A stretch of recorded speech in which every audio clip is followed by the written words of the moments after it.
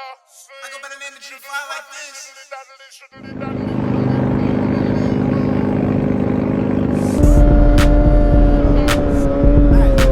She got a nigga like ass fat like walk him down like pack loud like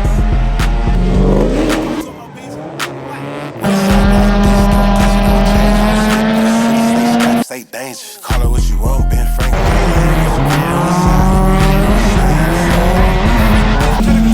Fuck something. Put your hands on that table, don't break, baby. Do it with no hands, she ain't even gotta touch nothing. I'm tryna make the bitch leave, but she keep coming. Chop her ass, chop it down, yeah, I'm on that. I'll walk him down, make him run that.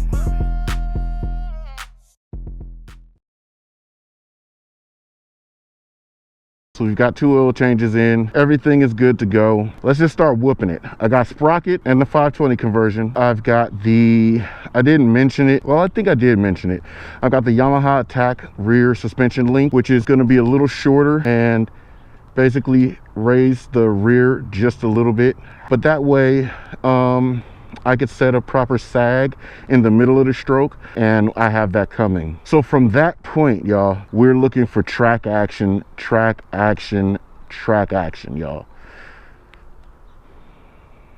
I think that nigga gloves was wild dirty.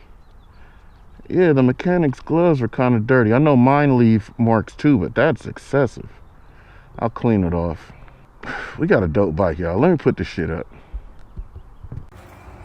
Oh my goodness, y'all. That should tell you a little something. That's what I've been waiting for.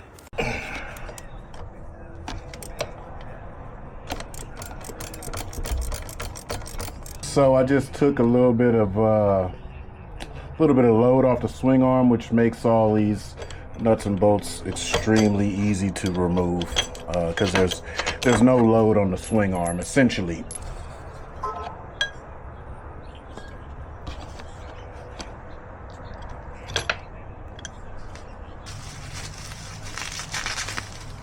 Ooh, this is pretty as hell. I wanted the raw aluminum. I've tried to order this 2 times. They were pre-production the first time I tried to order. It didn't work out the first time, so I just went straight to Attack Performance. This is to the lower portion, just a little bit shorter. So as you can see, it's quite a bit shorter. And this is out as well. Oh, this is kind of dope. Let's put this joint in. I absolutely like how this is milled out so that the factory bolts sit and recess. The other side is threaded.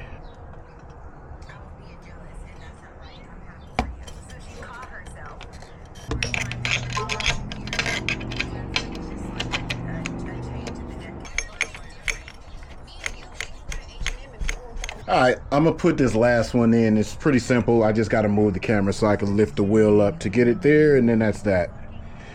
So I'll see y'all 1 second once that's done. As I'm finishing the install of my Attack Racing rear progressive link, this has effectively changed the geometry of the rear suspension as well as the rear of the bike. Specific port that adds in an ability for a heavy rider or even an aggressive rider to get the bike set up, whereas the stroke of the rear shock sets in its efficiency, not under, not above, just sits right in the efficiency. I'm gonna finish up with this and then I'm gonna check out the rest of it and show you guys what it's done to the back of this motorcycle. All right, so ease of installs, really don't have a hard time. It's just little certain spots. I don't take things apart. I just took the 3 nuts off of this side, slid the bolts out. I had a bent ass jack stand holding up that side, and then I had the jack on the other side. Absolutely easy once you get the 3 nuts off the end and slide the bolts out. The factory pieces, they just come apart.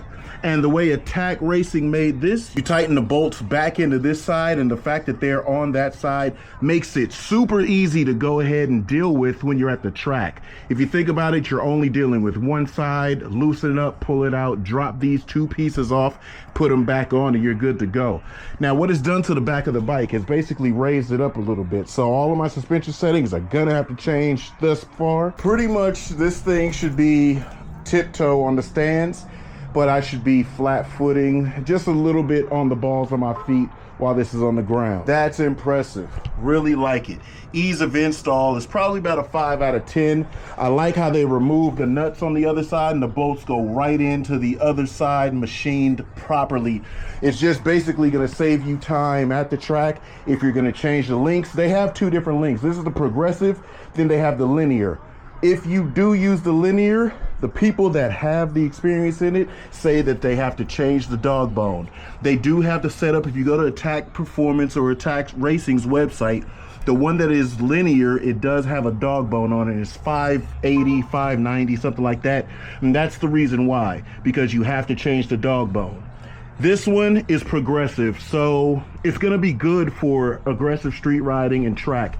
And that's exactly what I want it for, and that's exactly what I needed it for. This bike used to be a flat footer. Let's just get on top of it right now just to see how much higher it has raised the bike. Also, like I said, when it's off of the stand, I was just flat footing. My son can flat foot it.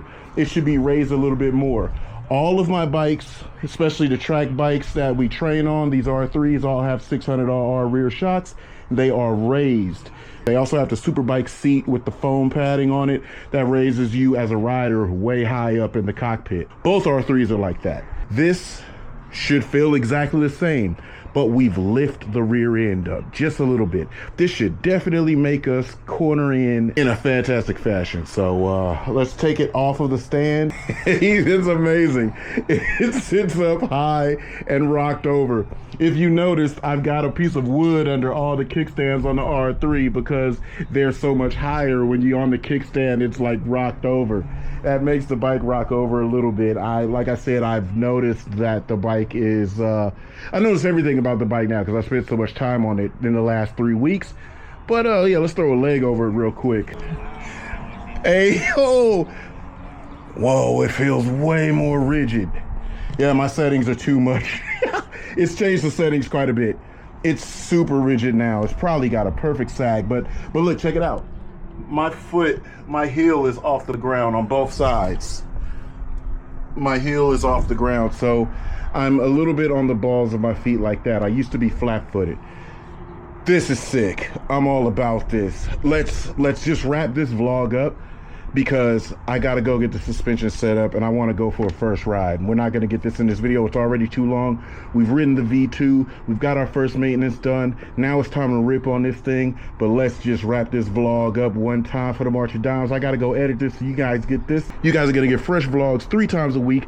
I did my due diligence and put 5 times a week for 2 weeks straight, and I'm glad that y'all are coming back. I'm glad we're back in the algorithm, but damn it, some of my videos that I'm splitting lanes on, we do not get no chili from it. It's a limited situation because it's deemed to be reckless behavior. I don't care though, because I'm not into YouTubing for the money. I'm into it to give you guys this one-on-one perspective and to get you this content and let you see what I do bit by bit. I'm showing you the journey the whole time, the whole thing with this R9. So with that said, I hope y'all enjoyed this situation. We got a surprise install on the back end. Next time, we're gonna do our sprockets and we're gonna get the suspension tuned and hopefully we're gonna see this thing on the track. So stay tuned for that. I'm gonna get y'all too, cause we out.